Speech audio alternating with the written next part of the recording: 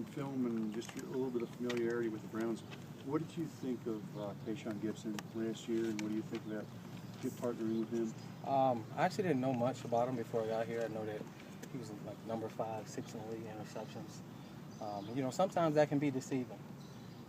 You know, but when you get here and you start to play with a guy, you see his mannerisms, you see his work ethic inside the classroom and on the football field, then you start to understand who he is. And he's an extremely hard worker.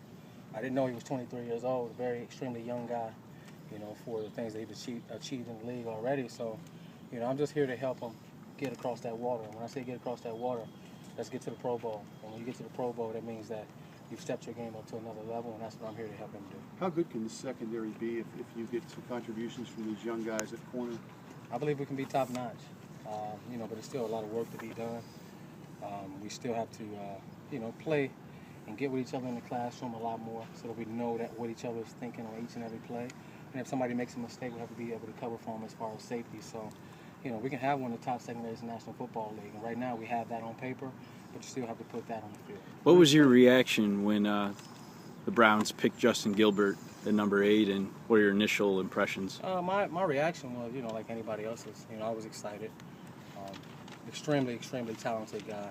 Big guy for his position. A lot of speed, a lot of quickness. Really, really good hips. And he's a, you know, really quiet guy, a learner. You know, and that's what you want out of a top 10 pick. You want a guy that's going to come in, doesn't think that he knows everything. A guy that wants to soak up all the information from everybody that he can and go out there and wait his turn and make plays. And that's what he's been doing so far. Is there anything you noticed about the way Mike Penn runs a practice? No, it's similar to what we did in San Francisco with Coach Harbaugh. He has taken full control of this football team from day one. And that's what the good head coaches do. They take full control of the football team, practices, the small things, the way we clean up behind ourselves, just the little things, and don't let things get too far out of hand. And that's what he's been doing. Now we have to go out there, put our product on the football field, and you know, he'll become one of the good coaches once we start to get wins. He seems pretty quiet just to watch him. He looks like he's more observing and letting the coaches and his coordinators run practice. What have been your impressions of that in that way? Well, he is pretty quiet, but when he has to say something, he says it. He's still a defensive guy, you know, so you're not going to see him over there coaching up the offensive guys much. You're going to see him on the defensive side of the football, you know, because you win football games, you win championships with defense in this league. And coming from Buffalo, coming from New York Jets, and you know, that entire background, that's a defensive background, and he understands that. You know, that's why, you know, last year he had a top 10 defense in Buffalo. This year we expect to do the same thing. Very, very complicated scheme, so he has to put his input mostly on the defense. So, you know, he doesn't say much to you guys, but you better believe he says a lot to the defense. I know you're not going full go yet, but what do you like about Brian Hoyer when you see him across the line? He knows what he's doing. A lot of quarterbacks, they just drop back and they know where the routes are, but they don't really know anything about the defense, the weaknesses of the coverages.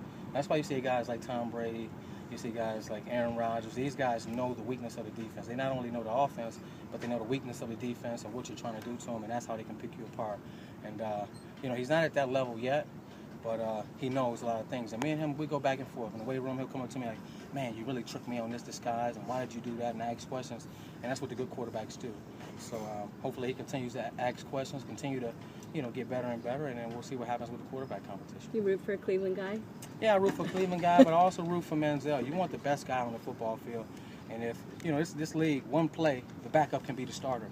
You know, so when you're going to football games, you want your backups to be as prepared, and you want your backups to be as good as the starter. And, you know, hopefully those two guys can battle it out, and if something happens, the backup be ready to go in there and play and win games. How about your team signing Larry Grant? What kind of relationship you have with Larry, and the chance he's got really a second chance to go back here and play? Yeah, he has and I actually said that to him today.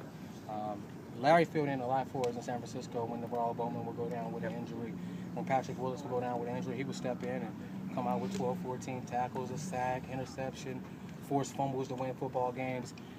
Actually played at Ohio State University from the West Coast. So I've known Larry for a long time. I know the type of talent that he has. I know how hungry he was to get back into the National Football League, and he's hungry. You know, he wants to get out there, make this team first and foremost, and prove that he belongs, and prove that he can continue to play this game. And you know, I'm rooting for him. So you know, I'm looking forward to him getting out there and making some plays. He's trying to put the whole Chicago situation behind him. He can get a lot of luck there as well. Had some injuries and had some things to get a battlefield. Yeah, you know, and he realized that he was out of shape, and he'll be the first person to tell you he was out of shape in San Francisco. You know, he didn't really take things seriously. You know, but when you sit down for a while and you have the opportunity to look at things from the outside looking in, that's when you can go and change things, and that's what he did. Now he's here, he's slim and trim, he's out there learning the defense. I guarantee you he'll be caught up really, really quick. And then he get out there and show what he can do. You know, he's a special team guy, he likes to play special teams, and it's a guy that can bring some veteran leadership to our special teams group if he's not competing to be a starter. So I look forward to Larry getting out there and competing and making his football team. All right, Donte, thank you. All right, thank you. Thank you. Thank you.